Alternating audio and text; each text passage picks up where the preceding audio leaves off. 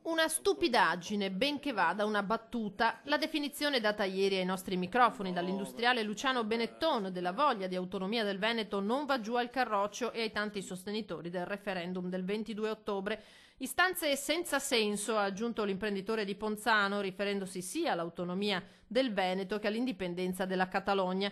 Il governatore Zaia si dice dispiaciuto ma tira dritto. Siamo orgogliosi di avere un cittadino come Benetton a Treviso. Ha fatto una dichiarazione che a me spiace, mi spiace, ma il suo voto non vale di più di quello dei suoi lavoratori, il suo voto non vale di più di quello di un operaio. E voglio però anche dire che penso che lo abbiano mal informato, perché chi dice che l'autonomia è una stupidaggine vuol dire che dice che la Costituzione è una stupidaggine, e l'autonomia è scritta in Costituzione. E ne prendiamo atto, ci vorrà anche qualcuno che voti per il no. Molto meno diplomatico il segretario nazionale della Lega Nord, Gian Antonio D'Arè, che a Benetton non risparmia una serie di frecciate.